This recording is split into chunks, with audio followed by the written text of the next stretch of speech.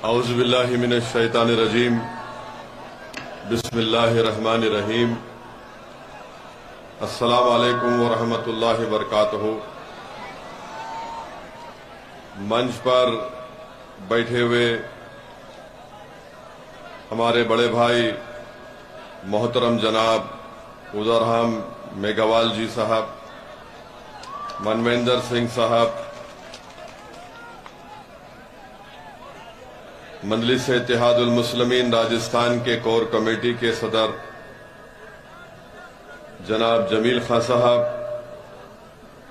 बारमेर के जो हमारे मजलिस के इंचार्ज हैं एडवोकेट जावेद अली खां साहब, कोर कमेटी के दीगर मेंबर्स एडवोकेट काशिफ जुबैरी साहब, इमरान नवाब साहब और हाजी मौलाना ताज मोहम्मद साहब, मौलाना कमाल साहब, फजल खां साहब, अलाउद्दीन चौताला साहब, मौलाना सिकंदर साहब, रफीक हाडा साहब, केडी हाडा साहब और आज के इस जलसे को कामयाब बनाने के लिए जो कोई भी इसमें मेहनत किया, मैं आप तमाम का शुक्रिया अदा करता हूं और ख़ास तौर से अवाम का जो आज इतनी तकालीफ उठाकर आपने दूर दूर का सफ़र करके आज के इस जलसे में जनसभा में आपने शिरकत की। मैं आप तमाम का शुक्रिया अदा करता हूं कि आपने तकालीफ उठाकर आज यहां पर आए और मुझे यकीन है कि इतनी बड़ी तादाद में आपका यहां पर आना यकीनन मजलिस के जिम्मेदारों के हौसलों को बुलंद भी करता है और हमको इस बात का एहसास दिलाता है कि हम पर भी एक बहुत बड़ी जिम्मेदारी है कि अवाम ने हम पर एतमाद और भरोसा किया है और हमको इंशाअल्लाह ताला आपके एतमाद और भरोसे पर और मेहनत करके हमको आगे बढ़ना है। मैं आपका शुक्रिया भी अदा करता हूं कि आप लोग यहां पर आए और आपका यहां पर आने का मकसद एक ही है कि आप जानते हैं कि मजलिस के प्लेटफॉर्म से ही ओवैसी और जमील और जावेद की जबान से ही आप सच्चाई को सुनते हैं। आप कमजोरों की हक की बात को सुनने के लिए आए हैं। आप मजलूमों के इंसाफ के लिए आप यहां पर आए हैं। आप जालिम हुक्मरानों को एक पैगाम देने के लिए आप यहां पर आए हैं। मैं आपका शुक्रिया अदा करता हूं क्योंकि मजलिस के प्लेटफॉर्म से हमने हमेशा से पिछले 65 साल से कमजोरों की लड़ाई लड़ी है और जब मजलिस कमजोरों की लड़ाई लड़ती है तो मजलिस ये नहीं देखती कि कमजोर का ताल्लुक किस बरादरी से है, किस समुदाय से है, किस मजहब से है। मजलिस का मानना यह है कि जो कमजोर है वो असदुद्दीन ओवैसी की आंख में मजबूत है। मजलिस का मानना यह है कि हुक्मरान चाहे कोई भी हो, चाहे दिल्ली का प्रधानमंत्री हो या राजस्थान का मुख्यमंत्री हो, अगर वो जनता के लिए काम नहीं करेगा, इंसाफ नहीं करेगा तो यकीनन मजलिस इनके खिलाफ खड़े होती आई है और मजलिस खड़ी होती रहेगी। मेरे अजीज दोस्तों और बुजुर्गों, मजलिस का प्लेटफॉर्म सच्चाई और हक की आवाज बुलंद करने का प्लेटफॉर्म है। मजलिस का प्लेटफॉर्म किसी की चापलूसी करना या फिर किसी हुक्मरान के आगे घुटने टेक देना या फिर उनकी खुशामद करना, यह मजलिस का प्लेटफॉर्म नहीं बना है, ना कभी बनेगा इंशाअल्लाह ताला। मेरे अजीज दोस्तों और बुजुर्गों, आप जानते हैं कि अभी आप और हमने हमारे भाई उदरहम मेघवाल साहब से सुना कि कैसे आज राजस्थान में और पूरे देश में दलित समाज को परेशान किया जा रहा है। मैं हमारे बड़े भाई उदरहम मेघवाल जी को ये बात बताना चाहता हूं कि मेरा मानना यह है कि हमारे देश में और राजस्थान प्रदेश में या हमारे देश के जितने प्रदेश हैं, वहां पर जहां कहीं भी मुझे जाने का मौका मिला, एक बात को मैंने महसूस किया कि उस हर मुकाम पर हमने देखा, मैंने देखा कि मुसलमान हो, दलित हो या आदिवासी हो, इनका कोई नेता नहीं है। इनके पास इनका कोई नेता नहीं है। और जब चुनाव आता है तो मुसलमान हो, दलित हो, आदिवासी हो, सबसे ज्यादा अगर कोई वोट डालता है तो मुसलमान, दलित और आदिवासी वोट डालता है। मगर आज आपको इस बात को समझाने के लिए भी आया हूं कि जब तक ये कमजोर समाज इस बात को महसूस नहीं करेंगे और एक तय नहीं कर लेंगे कि हम वोट डालते आए हैं मगर अब हमको वोट लेना पड़ेगा, और जब आप वोट लेने की बात करेंगे तब आप अपने दरमियान से किसी को अपना नेता बनाना पड़ेगा। ये वक्त मेरे बुजुर्गों, मेरे नौजवानों, ये वक्त आपको पुकार पुकार कर कह रहा है कि अब ये वक्त दलित मुसलमानों को मिलकर अपने नेता को बनाना पड़ेगा। अगर आप अपने नेता को नहीं बनाएंगे तो फिर इसी तरह से आपको रोना पड़ेगा कि मुझसे इंसाफ नहीं हुआ। और इस बात को याद रखिए, ये दुनिया आपके आंख से बहते हुए आंसुओं की कदर नहीं करती। ये दुनिया और इस दुनिया पर हुक्म सादिर करने वाले हुक्मरान उसी वक्त लोगों अवाम से डरते हैं जब अवाम उनकी आंख में आंख डालकर उनसे कहेगी कि अगर तुम हमारा हक नहीं दोगे तो हम तुमको सत्ता से हटा देंगे, तुमको कुर्सियों पर बैठने नहीं देंगे जब तक कि तुम हमारी मसाइल को, हमारे काम को नहीं करोगे। तो इसीलिए मेरे अजीज दोस्तों, यही पैगाम हमारा है कि अब हम बहुत रो लिए। 50-60 साल आपने कांग्रेस को कभी वोट दिया तो कभी भाजपा को दिया, आपने बीजेपी को दिया, फिर आपकी आंख में आंसू जारी रहते हैं, आपको तकलीफ होती रहती है। बताइए मेरे अजीज दोस्तों, आप सिर्फ चुनाव में वोट डालेंगे और फिर 5 साल तक हम रोते रहेंगे क्या? मैं आपसे ये बताने आया हूं कि जिन पार्टी के लीडर्स ने, जिन पार्टियों ने हमको रुलाया है, आज असदुद्दीन ओवैसी आपसे कह रहा है कि आप मुत्तहिद हो जाओ, अपने नेता को बनाओ, एक हो जाओ, तो आप देखेंगे कि जिन्होंने हमारे ख्वाबों को चुकनाचूर किया, जिन्होंने सत्ता में बैठकर हम पर जुल्म बरसाया, जिन्होंने सत्ता में बैठकर हमारे खून की होली खेली, जिन्होंने दलितों को, मुसलमानों को और कमजोरों को, चाहे वो कमजोर हमारा हिंदू भाई क्यों ना हो, उनका हक नहीं दिया। तो याद रखिए, जब तक कमजोर से इंसाफ नहीं होगा उस वक्त तक अमन कायम नहीं हो सकता। जब तक कमजोरों को उनका हक नहीं मिलेगा उस वक्त तक कोई सत्ता में खामोशी से नहीं बैठ सकेगा। आज वक्त है मेरे अजीज दोस्तों और बुजुर्गों कि हमको एक होकर मजलिस को मजबूत करिए। हमारे भाई उदाराम मेघवाल ने अपने भाषण में जितेंद्र मेघवाल का जिक्र किया कि सिर्फ मूछ रखने पर और किसी एक मटके से पानी पीने पर उसकी हत्या कर दी गई। अरे ये आजादी का अमृत उत्सव हम मना रहे हैं। भारत को आजाद होकर 75 साल हो चुके हैं और जिस भारत को संविधान जिसने बनाया अपने खून पसीना देकर, जिसमें रातों में जाग जाग कर जिसने संविधान का एक एक लफ्ज लिखकर उसको संविधान बनाया, आज उसी संविधान बनाने वाले बाबा साहेब अम्बेडकर के उन्हीं के मानने वालों को आप पानी के मटके को हाथ लगाने पर उनकी जान ले ली जाती है राजस्थान में। बताओ ये कौन सा आजादी का अमृत उत्सव हम मना रहे हैं?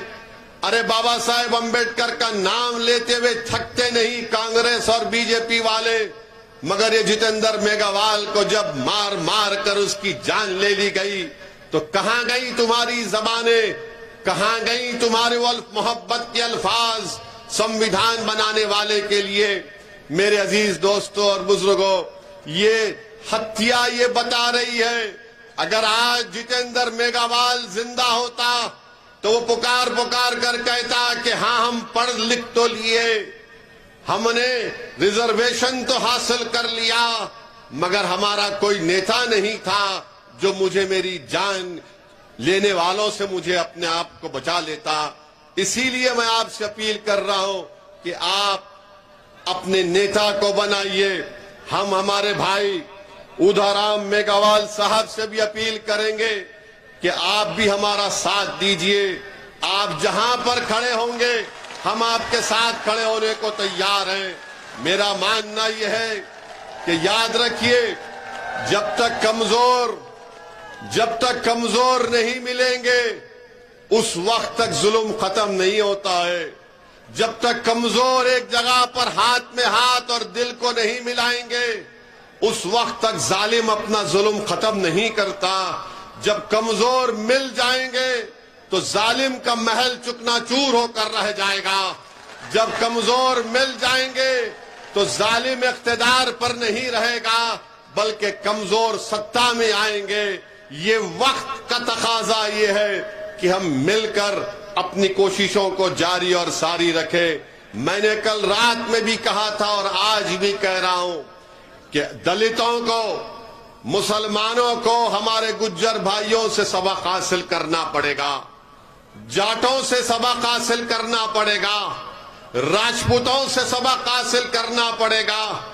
जब राजपूत अपनी नेता को बनाते हैं, कोई उनका नेता भाजपा में होता है, कोई कांग्रेस में होता है, तो किसी को तकलीफ नहीं होती है। जब जाटों का नेता कांग्रेस में होता है और बीजेपी में होता है तो किसी को तकलीफ नहीं होती है। जब इन समाजों का बड़ा बड़ा नेता हर पार्टी में मौजूद है, मगर जब दलित खड़े होकर कहता है कि मैं मेघवाल को अपना नेता बनाऊंगा, जब मुसलमान खड़े होकर कहता है कि हाँ, ओवैसी जो बात कह रहा है कि राजस्थान में मुसलमानों का नेता होना चाहिए, तो सबके पेट में दर्द शुरू हो जाता है। अरे जब गुज्जर का नेता हो सकता है, राजपूत का नेता हो सकता है, जाट का नेता हो सकता है, अरे हर बरादरी का नेता हो सकता है, तो क्यों नहीं राजस्थान के दलित और मुसलमान अपना नेता बनाते हैं? बनाओ अपने नेता को। क्या आप अपने नेता को बनाएंगे? क्या आप अपने नेता को बनाएंगे? ये नेता आपके दरमियान से उठेगा, कोई आसमान से आने वाला नहीं है। आप कोई जमीन के नीचे से निकल कर नहीं आएगा, वो तुम्हारे दरमियान से उठेगा। उसको तुमको अपना नेता बनाना पड़ेगा। और अगर तुम नेता बनाओगे तो याद रखो, जितेंद्र मेघवाल की जिस तरह हत्या की गई, कोई मैकालाल, कोई जालिम दोबारा कोई जितेंद्र मेघवाल को मारना तो छोड़ो, उसको हाथ लगाने से पहले सोचेगा। अगर राजस्थान के मुसलमान अपना नेता बनाएंगे तो आप और हम इंशाअल्लाह ताला, जिस तरह आपकी हमारी आंखों ने जुनैद और नसीर की हत्या को देखा, हम उस हत्या को नहीं देखेंगे, उस पर रोक लग जाएगा। क्योंकि मारने वालों को, जुल्म करने वालों को मालूम हो जाएगा कि मुसलमान राजस्थान का, दलित राजस्थान का जाग चुका है। वो अब तुम्हारे जुल्म को सहने वाला नहीं है, वो कि तुम्हारी बात से डरने वाला नहीं है, वो तुम्हारे झूठे वादों पर एतमाद नहीं करेगा, बल्कि वो अपने मुकद्दर के फैसले करेगा। जो लोग दलित और मुसलमानों का इस्तेसाल और एक्सप्लॉयटेशन करते हैं, वो क्या चाहते हैं कि हम इनके गुलाम बनकर रहें, हम इनके ताबे रहें, और वो ये चाहते हैं कि हमारे मुकद्दर के फैसले वो करेंगे। तो सुनो कांग्रेस और बीजेपी वालों, तुम एक कमरे में बैठकर दलित और मुसलमानों के मुकद्दर के फैसले नहीं करोगे, बल्कि हम तुम्हारे सामने कुर्सी डालकर, मेघवाल पैर पे पैर डालकर, ओवैसी तुम्हारी आंखों में आंखें डालकर कहेगा कि हम करेंगे हमारे मुकद्दर के फैसले, तुम नहीं करोगे। हम जो बोलेंगे हमारे समाज के बारे में, जो हम बेहतर जानते, तुमको करना पड़ेगा। तो मेरे अजीज दोस्तों और बुजुर्गों, इस बात को आपको महसूस करना है। मैं, हमारे भाई ने कहा कि जितेंद्र मेघवाल को गहलोत सरकार ने सिर्फ 8 लाख रुपए दिए। वो पुलिस वाले भाई, भाई साहब रुक जाइए, छोड़ दीजिए, हमारी मोहब्बत में आए हैं।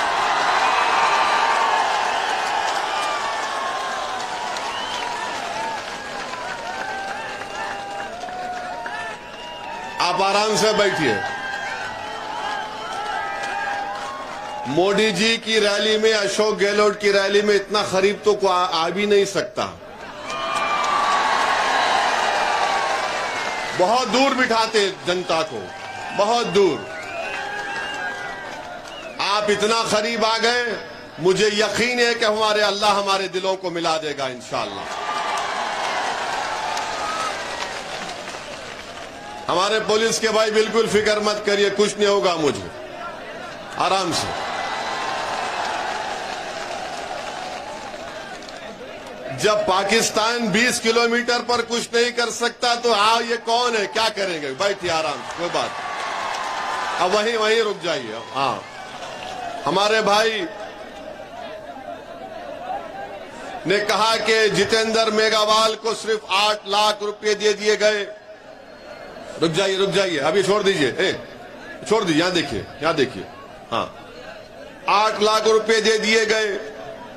हम पूछना चाहते हैं अशोक गहलोत मुख्यमंत्री साहब से, अशोक गहलोत साहब, जितेंद्र मेघवाल की जान, कन्हैया लाल की जान, जुनैद और नसीर की जान एक ही जान है। इंसान की जान की कीमत अलग नहीं हो सकती है नाम की बुनियाद पर। अगर कन्हैया लाल को 50 लाख रुपए दिए गए हैं तो जितेंद्र मेघवाल को भी 50 लाख दिए जाने चाहिए थे। अगर कन्हैया लाल को 50 लाख दिए गए थे तो जुनैद और नसीर को भी 50 लाख मिलने चाहिए। इंसान होता है, मजहब के नाम पर इंसान की जान की कीमत में कमी या बढ़ाई नहीं की जा सकती है। मैं राजस्थान के मुख्यमंत्री अशोक गहलोत साहब से कहता हूं कि यकीनन जिन्होंने कन्हैया लाल को मारा वो आतंकवादी थे, जिन्होंने जितेंद्र मेघवाल को मारा वो भी आतंकवादी है, जिन्होंने जुनैद और नसीर को मारा वो भी आतंकवादी है। ये सब मारने वाले आतंकवादी हैं। इन आतंकवादियों को निकाल कर उखाड़ कर फेंकना हमारी जिम्मेदारी है। मगर अशोक गहलोत मुख्यमंत्री सिर्फ कन्हैया लाल के कातिलों को आतंकवादी कहते हैं। अशोक गहलोत साहब, जो इंसान का कत्ल करता है वो आतंकवादी है, उसका नाम चाहे कुछ भी हो वो आतंकवादी हो जाता है। मगर राजस्थान के मुख्यमंत्री, आप देखिए कि जुनैद और नसीर को आप क्या देते हैं, 15 लाख देते हैं 3 स्कीम के तहत, और गवर्नमेंट की नौकरी नहीं दी जाती उनके पीड़ित परिवार को। मेरे अजीज दोस्तों और बुजुर्गों, हम अशोक गहलोत मुख्यमंत्री से पूछना चाहते हैं कि आपके दिल में ये सोच कैसे पैदा हो गई कि कन्हैया लाल का कातिल आतंकवादी है, जुनैद और नसीर और जितेंद्र मेघवाल के कातिल आतंकवादी नहीं है। अशोक गहलोत, अपनी सोच को बदलो। तुम पूरे प्रदेश के मुख्यमंत्री हो, तुम्हारी नजर में सब बराबर होने चाहिए। तुमको अल्लाह ने मुख्यमंत्री बनाया इंसाफ करने के लिए, मगर तुम मुख्यमंत्री होकर भी, इतने बड़े ओहदे पर रहकर भी अशोक गहलोत, तुम अपने छोटेपन का मुजाहरा क्यों कर रहे हो? अरे सबको इंसाफ करो, सबसे इंसाफ करो। आप कन्हैया लाल से भी आपने किया, अच्छा किया, जितेंद्र मेघवाल से भी करो, जुनैद नसीर से भी करो आप, क्योंकि जो इंसान को मारता है उसको इंसान नहीं कह सकते, उसको शैतान कहना पड़ेगा, उसको राक्षस कहना पड़ेगा, उसको आतंकवादी कहना पड़ेगा। हम मुख्यमंत्री के सोच की मजम्मत करते हैं। कितना बड़ा प्रदेश के मुख्यमंत्री हैं और सोच इतनी छोटी उनकी क्यों हो गई, ये आपको फैसला करना है। मेरे अजीज दोस्तों और बुजुर्गों, जब जुनैद और नसीर की हत्या कर दी गई तो जमील खान ने हमसे कहा कि साहब आपको हैदराबाद से निकलकर घाटमीका को आना पड़ेगा। मैंने कहा मैं जरूर आऊंगा। मैं हैदराबाद से निकला और फिर हम लोग घाटमीका गए। जुनैद के पीड़ित परिवार से हमने मुलाकात की। क्या आप जानते हैं मेरे अजीज दोस्तों और बुजुर्गों कि जुनैद के 7 बच्चे हैं। जुनैद का बड़ा भाई पागल है, नीम पागल है, उसके भी 6 बच्चे हैं, यानी 13 बच्चों की जिम्मेदारी जुनैद की थी। और जालिमों ने जुनैद का कत्ल कर दिया, बल्कि ले जाकर जिंदा जुनैद को जला दिया नसीर के साथ। आप बताइए, हमने इस बात का डिमांड किया था कि अशोक गहलोत जयपुर से निकलकर घाटमीका क्यों नहीं जाते। मैंने कहा कि अशोक गहलोत घाटमीका से 40 मिनट दूर एक मुकाम पर एक शादी की तकरीब में जा सकते हैं, तो क्या इन जुनैद और नसीर के घर को क्यों नहीं गए। मैं बोलता रहा तो अशोक गहलोत साहब को थोड़ी शर्मिंदगी महसूस हुई। निकल कर गए और जाकर जुनैद और नसीर के घर को उनको जाना पड़ा। ये हमारी पहली कामयाबी है। अगर आप अपना नेता पैदा कर लेंगे तो याद रखो, जुनैद और नसीर जैसी हत्याएं खत्म हो जाएगी और हर कोई आपसे डरेगा।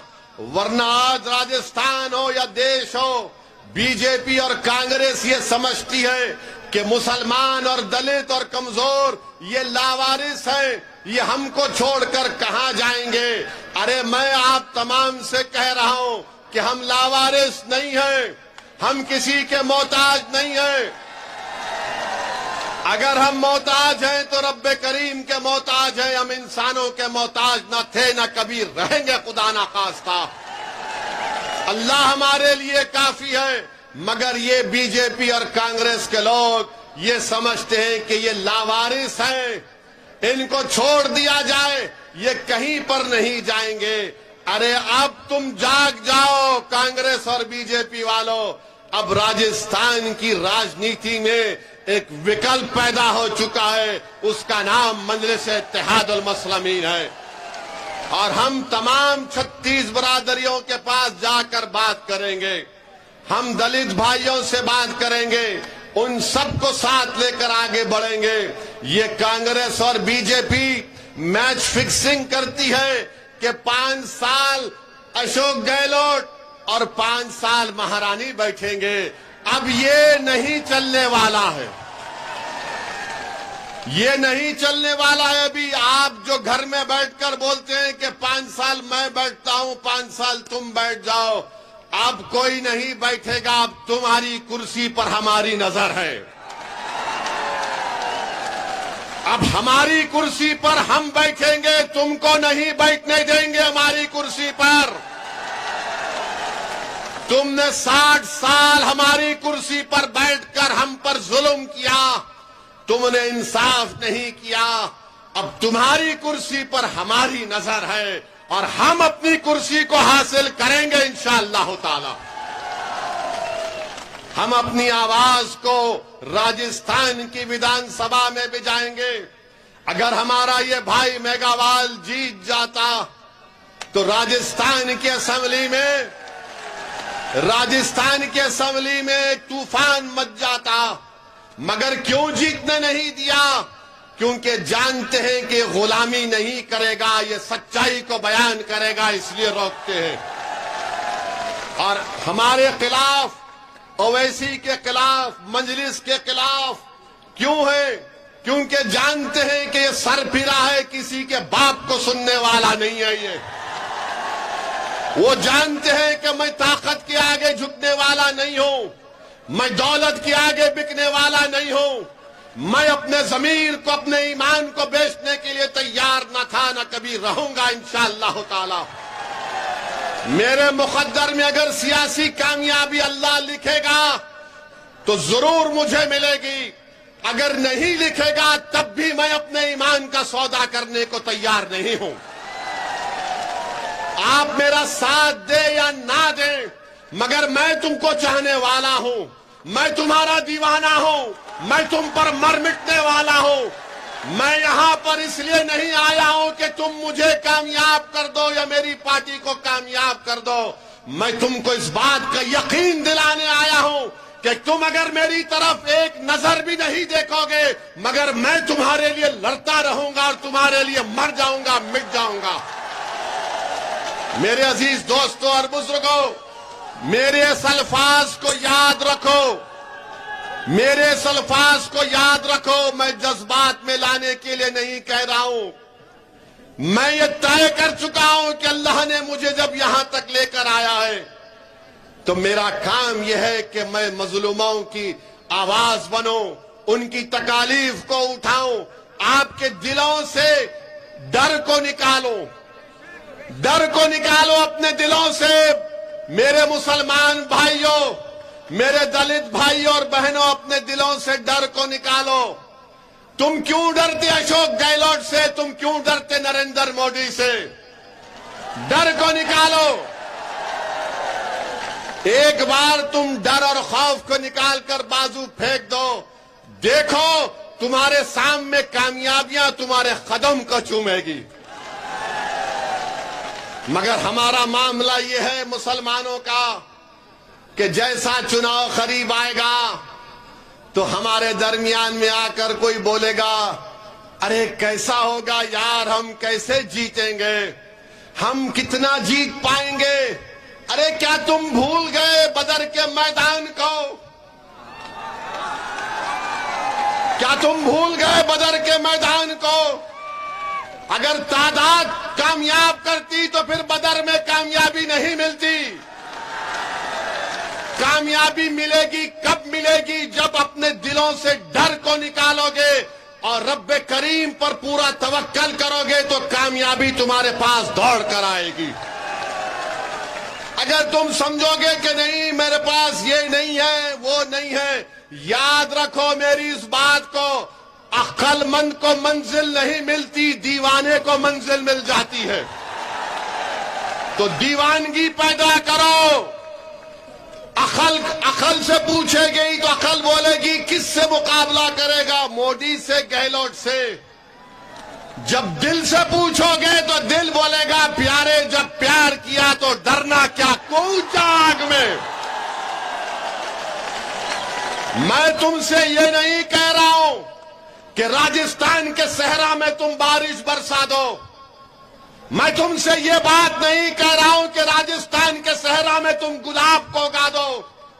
मैं तुमसे ये नहीं कह रहा हूं कि कल सूरज को निकलने मत दो।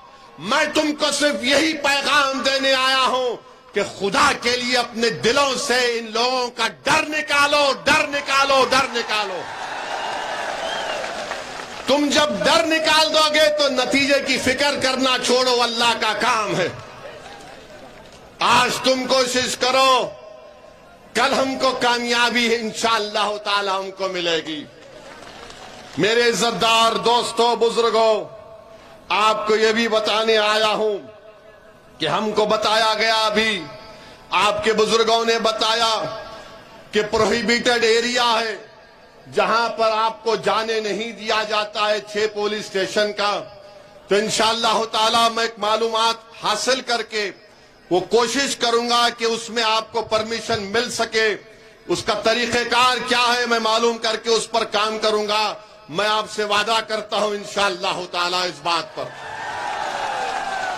दूसरा हमसे कहा गया कि यहां पर आप जानवर भी जाते हैं, बकरे जाते हैं और फिर बकरों का रेट नहीं मिलता, 6-6 हजार रुपये कम मिलता है। तो हम पूछना चाहते हैं अशोक गहलोत की सरकार से कि अशोक गहलोत की सरकार ने एक स्कीम निकाली थी, उस स्कीम का नाम था गौ सेवा सेस, यानी टैक्स, एक नया टैक्स उन्होंने गौ सेवा के नाम पे शुरू किया।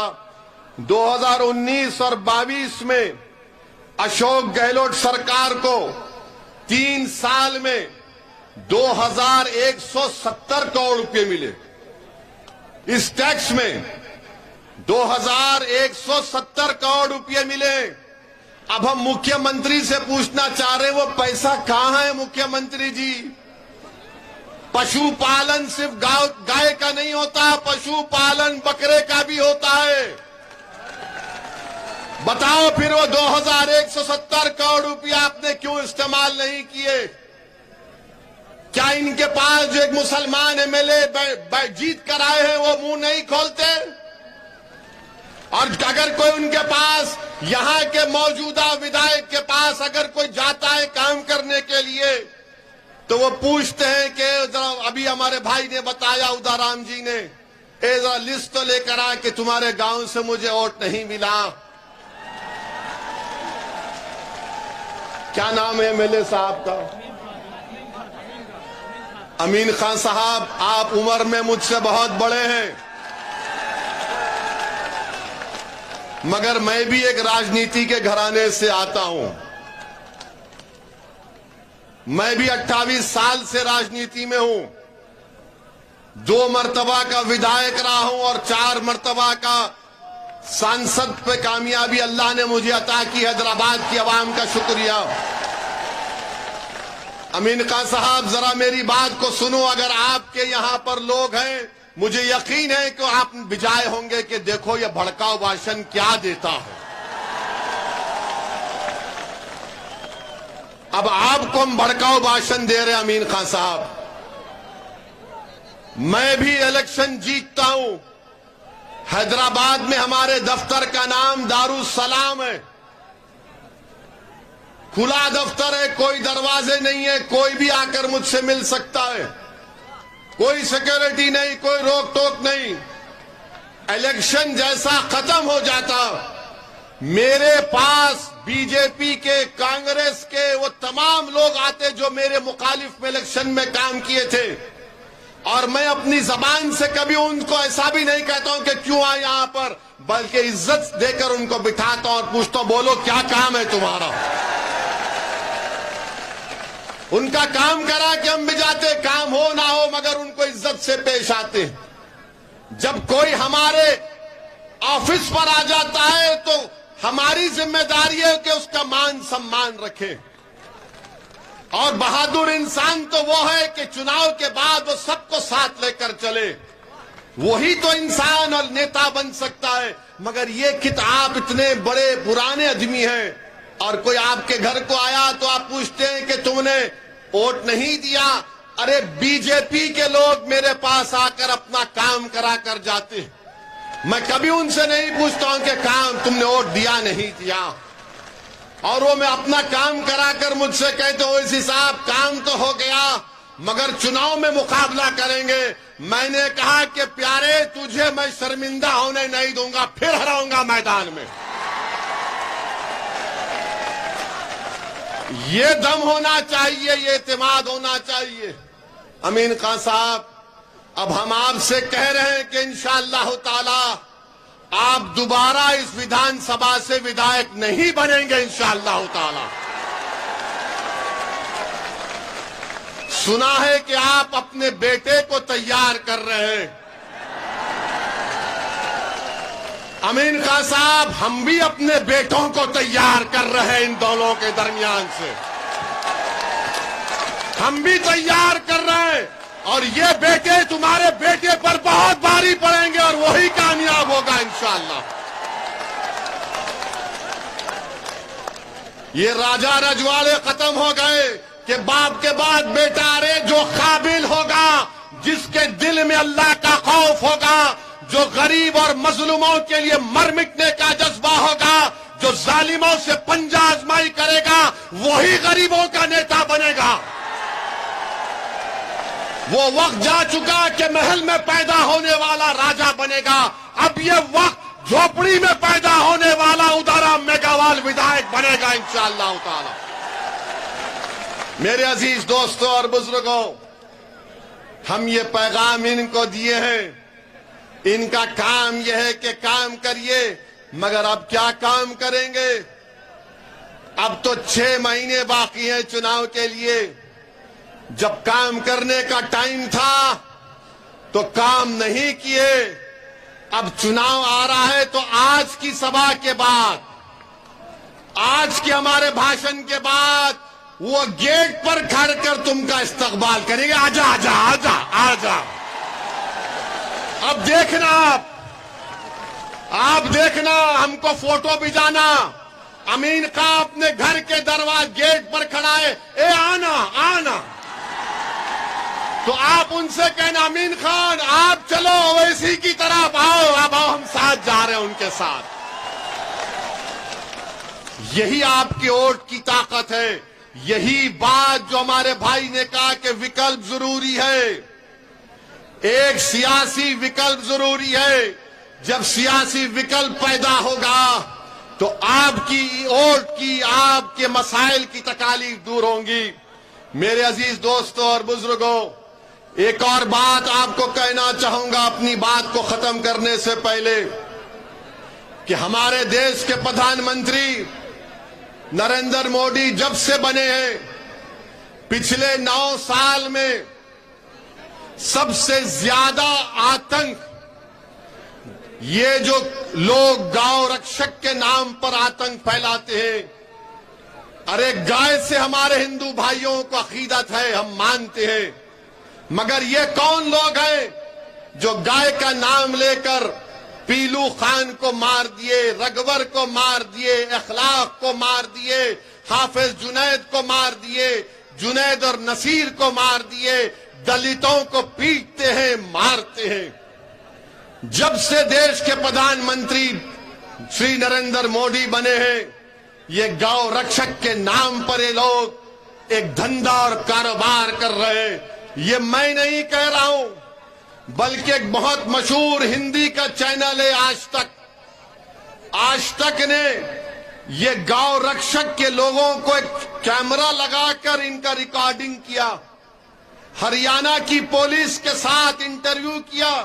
वो खुलकर कह रहे हैं उसमें कि हम पैसे लेते हैं जानवर की गाड़ी पर, हम पीटते हैं इन लोगों को, और पुलिस कह रही है उस वीडियो में कि हम आंख बंद कर लेते हैं, हम कुछ नहीं करते। आप बताइए, फिर ये आतंक नहीं है तो क्या है? इनको रोक टोक लगाने की जरूरत है। आप भारत के प्रधानमंत्री इनके बारे में कुछ बोलते नहीं हैं। एक हरियाणा में एक बहुत बड़ा ये गौ रक्षकों का एक ग्रुप बन चुका है, उसका एक बहुत बड़ा लीडर बन चुका है, वो उसके हाथ में हथियार है, लाइसेंस वेपन है। तो मोदी जी उससे कहते हैं कि तू मोनू डार्लिंग है मेरे लिए। इनके लिए मोनू डार्लिंग, और मोदी जी हम आपके डार्लिंग नहीं है क्या? जिसके हाथ में हथियार वो आपका डार्लिंग, जो गरीबों को पीटता है वो डार्लिंग, जो जुनैद और नसीर को मारता वो डार्लिंग। और हम क्या है मोदी जी बताइए? आपकी हरियाणा में आपकी सरकार और आपकी सरकार की तरफ से जुल्म और ज्यादती की जाती है। मेरे अजीज दोस्तों और बुजुर्गों, देश के प्रधानमंत्री आजकल G20 की बात कर रहे हैं कि भारत विश्व गुरु बनेगा। प्रधानमंत्री जुनैद और नसीर को, जितेंद्र मेघवाल को मारा और पीटा जा रहा है। कौन से विश्व गुरु की आप बात कर रहे हैं? कौन से विश्व गुरु की आप बात कर रहे हैं? G20 आप करिए, मुबारक हो आपको, हम भी चाहते अच्छा हो जाए, मगर देश की भी फिक्र करो मोदी जी। क्रिकेट स्टेडियम में मोदी जी चले गए, स्टेडियम उनके नाम से है, स्टेडियम उनके नाम से है, और मोदी जी जाकर लोगों को, क्या बात है यार, क्या बात है। आप देश के प्रधानमंत्री बोल रहे हैं कि पसमानदा मुसलमानों पे काम करो। देश के प्रधानमंत्री, फिर आपने मिरासियों को रिजर्वेशन क्यों नहीं देते? मेवातियों को रिजर्वेशन क्यों नहीं देते? ये हमारे भाई जो आज इस सरजमीन पर बसते हैं उनको रिजर्वेशन क्यों नहीं देते? सिंधी जबान बोलने वालों से इंसाफ क्यों नहीं करते? और राजस्थान की सरकार ने तो रीट के एग्जाम में खाली 9 नौकरी दी है सिंधी जबान के लिए। अरे सिंधी जबान से नफरत क्यों है गहलोत जी, मोदी जी आपको? अरे नौकरी बढ़ाओ सिंधी जबान बोलने वालों को। अरे ये जबान बोलते सिंधी, मगर इनके दिल में धड़कता हुआ दिल है भारत के लिए, हमेशा रहेगा इंशाअल्लाह ताला। तो मेरे अजीज दोस्तों और बुजुर्गों, मैं आखिर में आपसे अपील कर रहा हूं कि बीजेपी इस देश को हमेशा के लिए, बीजेपी इस देश में अंबेडकर के बना हुए संविधान को खत्म करना चाहती है। बीजेपी नरेंद्र मोदी अंबेडकर के बना हुए संविधान को कमजोर करके रखना चाहती है। आरएसएस तो शुरू से अंबेडकर के संविधान को नहीं मानती थी। इनके ऑर्गेनाइजर किताब निकाल कर अब मैं देख लो आप मैगजीन में क्या कहा था। गोलवालकर ने क्या कहा था कि अंबेडकर का संविधान नहीं, मनुस्मृति को मानने वाले हैं। इनको उस जमाने से भारत के संविधान से नफरत थी और रहे। तो मैं आपसे अपील कर रहा हूं कि हां, ये भी बात कि गगरिया में भारत माला प्रोजेक्ट में लोगों के घर चले गए और अभी तक केंद्र सरकार और प्रदेश की सरकार ने उनको पैसे नहीं दिए। हम डिमांड करते हैं कि भारत माला प्रोजेक्ट में जिनके घर और जायदादें गई हैं उनको पूरा का पूरा उनका कंपनसेशन मिलना चाहिए। सिंधी जबान से इंसाफ होना चाहिए। और मैं आखिर में आपको एक बात बता रहा हूं, एक मिनट रुक जाइए भाई आओ रुको, अभी आखिरी ओवर है, बैठो, मैच खत्म नहीं हुआ। आप हमारी बात को लिखकर रख लीजिए। मैंने उत्तर प्रदेश के चुनाव में भी कहा था, मगर उत्तर प्रदेश के दलित और मुसलमान ने ओवैसी की बात का यकीन नहीं किया। मैंने कहा था कि समाजवादी बीजेपी को नहीं हरा पाएगी, मगर मुसलमानों ने तय किया कि नहीं हम वोट देंगे। मैं ये कह रहा था कि अब मजलिस को कामयाब करो, अपने 4-5 विधायक को कामयाब करो जो जाकर लड़ेंगे आपके लिए। वक्त ने बता दिया कि मैंने सच बोला था। गुजरात में मैंने कहा था कि बीजेपी को ये कांग्रेस नहीं रोक पाएगी, आप मजलिस के विधायक को कामयाब करो। तो गुजरात के मुसलमानों ने मुझसे आकर कहा कि ओवैसी साहब, किसी ने बेटा कहा, किसी ने भाई कहा, मैं उनकी इज्जत को सलाम करता हूं कि नहीं हमको बीजेपी को हराना है। याद रखो, कांग्रेस में ताकत नहीं रही बीजेपी को हराने की। कांग्रेस में ताकत नहीं रही बीजेपी को हराने की। मैं सच कह रहा हूं, कहीं तुम भी गुजरात और उत्तर प्रदेश के मेरे उस पैगाम को अगर ठुकराओगे, ये तुम्हारा आपका इख्तियार है। कहीं नुकसान आपका और हमारा ना हो जाए। हमको अपनी आवाज को विधानसभा में पहुंचाना है। जब आपके वोटों से आपका लीडर बनकर विधानसभा में जाएगा तो वो लड़ेगा आपके लिए। अगर आप ये समझेंगे कि नहीं हम 60 साल से कांग्रेस का साथ दे रहे हैं, मत, इस पुरानी आदत को तोड़ना पड़ेगा आपको। इस पुरानी आदत को छोड़ना पड़ेगा आपको। अब एक नई आदत को पैदा करना पड़ेगा, क्योंकि आप और हमारा काम यह कि अपने नेता को पैदा करें, अपने लीडर को पैदा करें। अगर आप उत्तर प्रदेश और गुजरात की तरह तजुर्बा करेंगे तो खुदा ना खास्ता नुकसान हमारा ना हो जाए। इसीलिए जुनैद और नसीर और जितेंद्र मेघवाल की रूह तुमको पुकार कर कह रही है कि अब 60 साल की गुलामी को छोड़ो, अब आजादी को इख्तियार करो और अपने लीडर को पैदा करो, अपने नेता को कामयाब करो और डालकर। तो मेरी इज्जतदार, मेरे अजीज दोस्तों, बुजुर्गों, आप तमाम का बेहद शुक्रिया कि आप यहां पर आए। और इंशाअल्लाह ताला मैं आता था और आता रहूंगा इंशाअल्लाह ताला आपके लिए। अल्लाह ने मुझे एक जिम्मेदारी, एक मख्त पर अल्लाह ने मुझे रखा है मैं अपनी जिम्मेदारी को निभाने की कोशिश कर रहा हूं। आप हमारा साथ दीजिए, अपने दिलों से डर को निकालिए और मजलिस के संगठन को मजबूत करिए, मजलिस के मेंबर बनिए। अस्सलाम वालेकुम व रहमतुल्लाह।